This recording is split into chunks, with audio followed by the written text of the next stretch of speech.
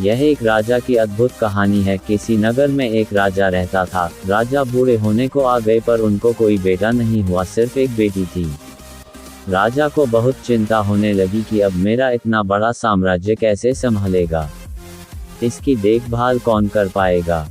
एक दिन अचानक भगवान का नाम लेकर राजा ने ये निर्णय लिया कि कल सुबह जो भी हमारे दरवाजे पर आने वाला पहला व्यक्ति होगा, मैं अपनी बेटी से उसका विवाह कर दूंगा और अपना नया उत्तराधिकारी बना दूंगा।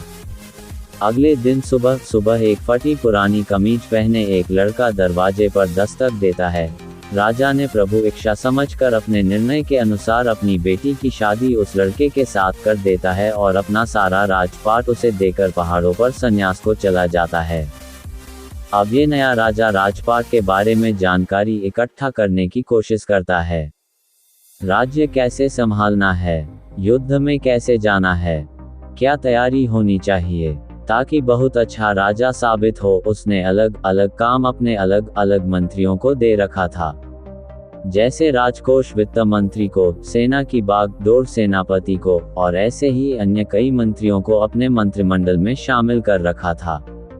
नए राजा के संचालन में राज्य बहुत बढ़िया से चल रहा था। सारी प्रजा पुराने राजा की बहुत तारीफ कर रही थी कि क्या राजा चुना है। महाराज ने समस्त प्रजा के हमदर्द बनकर सदैव खड़े रहते हैं। यहाँ राज्य सभा के समस्त कमरे में समय समय पर सब आ जा सकते थे, लेकिन एक कमरे में सिर्फ राजा ही जाते थे। ये इस कोठरी में 10-15 दिन में जाते थे और किसी को जाने की अनुमति नहीं थी, यहाँ तक कि रानी को भी नहीं। अब समस्त दरबारियों को जिज्ञासा हुई कि आखिर इस कमरे में ऐसा क्या है कि कोई उसके अंदर देख भी नहीं सकता। जानने की इच्छा सभी को थी, लेकिन कोई पूछ नहीं पा रहा था। फिर बड़ी हिम्मत करके वित्त मंत्री ने पूछ लिया कि माफ कीजिएगा राजा साहब, लेकिन आखिर इस कमरे में प्रवेश वर्जित क्यों है, क्या है इस कोठरी में। राजा ने उन्हें डॉट दिया और कुछ नहीं बताया। कुछ दिन बाद सब ने कहा कि अब सेनापति ही पूछ सकते हैं, इनकी बात राजा को माननी पड़ेगी। जब सेनापति राजा से कमरे के बारे में चर्चा किया तो राजा ने उन्हें भी कुछ नहीं बताया। यहाँ से सबके मन में एक ही विचार आ रहा था कि अब रानी ही हैं जो इस जिज्ञासा को समाप्त कर सकती हैं। सब ने रानी से कहा कि आखिर इस कमरे में ऐसा क्या है कि महाराज आपको भी जाने की अनुमति नहीं देते।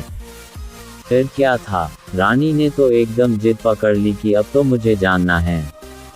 राजा के बहुत समझाने के बावजूद भी जब रानी नहीं मानी तो राजा उन्हें ले गए और कमरे का दरवाजा खोला। देखा तो उसमें कुछ भी नहीं था, एक फटी कमीज और कुछ फाटे कपड़े टंगे थे। सब ये देखकर हैरान थे तो राजा ने बताया कि मैं अपने शुरुआत को याद करने के लिए यहाँ आता हूँ। मुझे जब कभी यह अहंकार हो जाता है कि मैं राजा हूँ, मैं इस राज्य का सम्राट हूँ, मैं ही सबसे बढ़िया हूँ, तो यहाँ आ जाता हूँ। आधे घंटे बैठा रहता हूँ, अपने शुरुआत को याद करता हूँ और अपने आप को बताता हूँ कि मैं यही था, यही मेरी शुरुआत थी। वो तो पुराने महाराज का शुक्र मनाओ कि मुझे राजा बना दिया। थोड़ी देर के बाद जब अहंकार टूट जाता है तो साफ और सच्चे मन से बाहर आ जाता हूँ और अपने प्रजा की सेवा में लग जाता हूँ।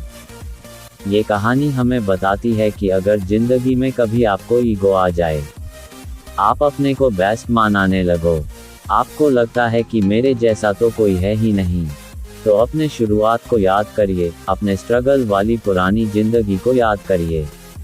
आप सरल होने लगेंगे, विनम्र होने लगेंगे, जमीन से जुड़ा हुआ महसूस करने लगेंगे। इसीलिए कहा जाता है कि पैसा इंसान को ऊपर ले जाता है, इंसान पैसा को कभी ऊपर नहीं ले जा पाता।